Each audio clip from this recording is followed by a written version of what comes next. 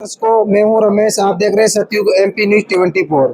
तो दर्शकों, इस वक्त हम मौजूद है सतलोक आश्रम मोरदन बैतूल में, जहां संत रामपाल जी महाराज जी के सतलोक आश्रम में जा रहा है। जो दर्शकों, यहाँ पे कुछ हमको देखने को मिला है। हर कवरेज आपको हमने दिया है कि आध्यात्मिक प्रदर्शनी प्रवेश द्वार। तो मतलब दर्शकों, आइए अंदर चलते हैं। बहुत सारा सर आपका? रजनीश दास। कहाँ से हो सर?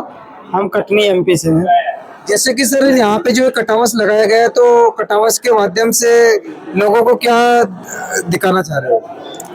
जी, यहाँ पे ये जो प्रदर्शनी लगी हुई है, तो इसमें ये बताया गया है कि आज से 600 वर्ष पहले ये घटना घटी थी। कबीर साहब को बदनाम करने के लिए झूठे पत्र लिखे गए थे और वो बंटवाए गए थे पूरे विश्व में, कबीर साहब को बदनाम करने के लिए। जी धन्यवाद सर साहब। सर जी, जैसा कि आपने इस प्रदर्शनी यहाँ पे लगाई गई है, आज दीप धर्म यज्ञ संत रामपाल जी महाराज जी के सानिध्य में हो रहा है। और इस प्रदर्शनी में आप जैसे कि पीछे देखा कि झूठी चिट्ठी और निमंत्रण पत्र परमात्मा के खिलाफ षड्यंत्र के द्वारा बदनाम करने के लिए बांटा गया।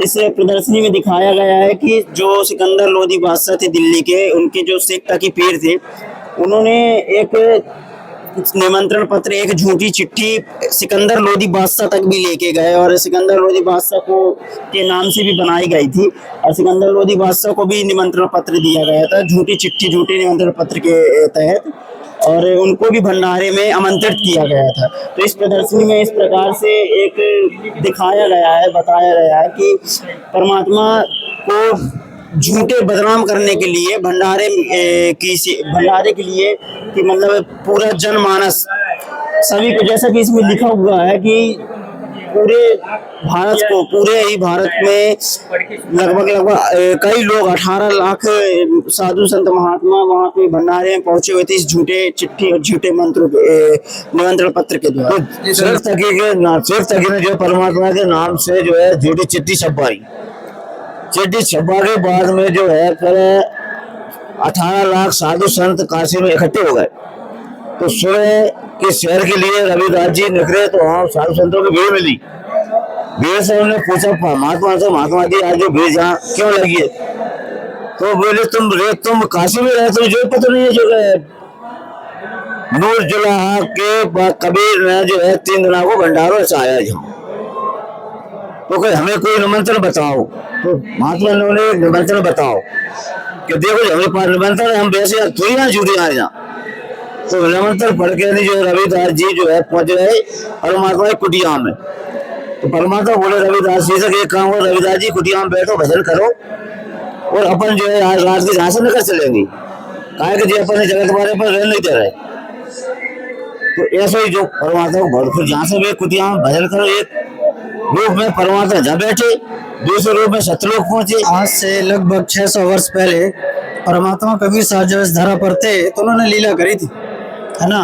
उनके खिलाफ जो षड्यंत्र रच करके झूठी चिट्ठियां बंटवाई गई थी इस पूरे विश्व में, उसी के तहत परमात्मा ने ये भंडारा करवाए थे और ये सतलोक से सब आया था, है ना।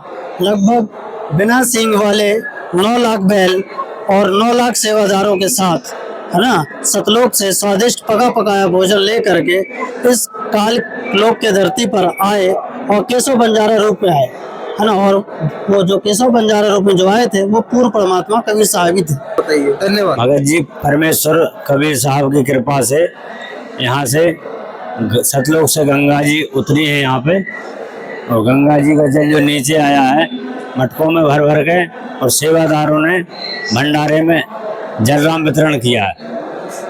ये प्रदर्शनी यहाँ पे लगी है। धन्यवाद भगत जी। 3 दिन का भंडारा करा, उसमें धोर मोहलती दे गए। तो परमात्मा जी ने एक रूप में सतलोक पहुंचे और वहां से 9 लाख बैलों पे पका पकाया सामान लाए और वहां पर काशी के मैदान में भंडारा चालू कर दिया। उसके बाद जो साधु संत है उनको धोर मोहर दी जा रही है।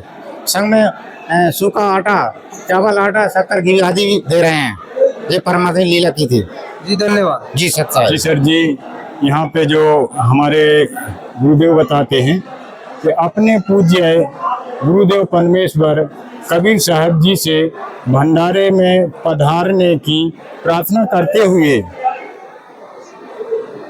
बादशाह सिकंदर लोधी दिल्ली के परमेश्वर कबीर साहब जी से जी अपनी गरीबी हालत में झूठी चिट्ठियों के बारे में बताते हुए कहे। देखिए भगत जी, आपने आगे भी पॉइंट देख लीजिए। परमात्मा ने जो प्रदर्शनी लगाई है, जो अपनी आत्माओं के लाने साक्षात प्रमाण दिखावे के लाने सिकंदर लोधी बादशाह जो दिल्ली के सम्राट राजा जो आए हैं, तो उनकी लीला देख के अचरजतन अंतःकरण में देख के परमात्मा के दर्शनार्थ आए थे। तो कहने लगे, हे परमात्मा हमें दर्शन दो, आपकी लीला और चमत्कार देख के राजा समझ गए। तो इनकी प्रार्थना स्वीकार करके परमात्मा अपनी कुटी से जब बाहर निकले थे, तो रत्न जड़ित मुकुट आसमान से आउ थे और इनके सिर पे विराजमान होते। चुंवर अपने आप चुंवर की आउ थे और चुंवर देख के रविदास समेत जो बाहर निकले तो रविदास चुंवर की सेवा करने लगे थे और सेवा करते हुए आसमान से सुगंधित फूलों की वर्षा होती जी। वर्षा हो समय सिकंदर लोधी बादशाह परमात्मा के चरणों में दंडवत प्रणाम करते हैं। आगे देखो, सिकंदर लोधी बादशाह परमात्मा कबीर परमेश्वर के चरणों में दंडवत करते हुए दिखा रहे हैं। रविदास जी उनके सर पर चुंवर कर रहे हैं और आगे चल के देख परमात्मा से प्रार्थना कर रहे हैं, परमेश्वर परमात्मा आपके दर्शनार्थ श्रद्धालुओं जो आपने जो भंडारा रखाया है, उसके दर्शनों के लिए आप हाथी पर विराजमान होकर प्रजा के लिए दर्शन दीजिए।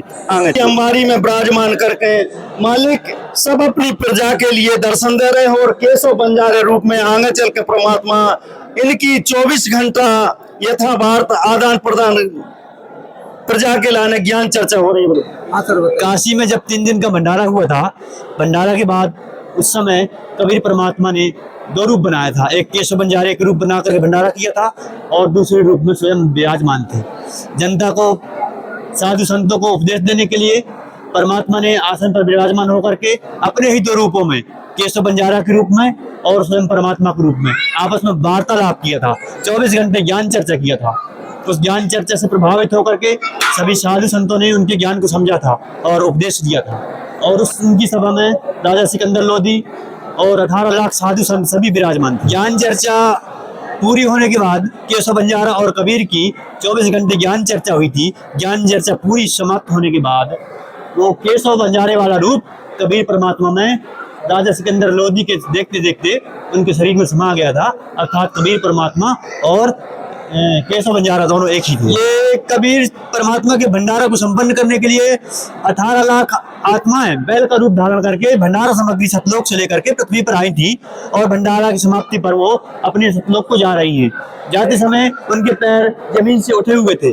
उनके पैर जमीन से इसलिए उठे हुए थे कि उनके पैरों के दब पर कोई जीव की हत्या ना हो, हिंसा ना हो। और उनके जाते समय गंगा का जल अपने आप वो नीचे हो गया था स्तर जल का, और देखते देखते वो पूरे 18 लाख बैल अदृश्य हो गए थे, मतलब सतलोक को सूक्ष्म रूप से चले गए थे।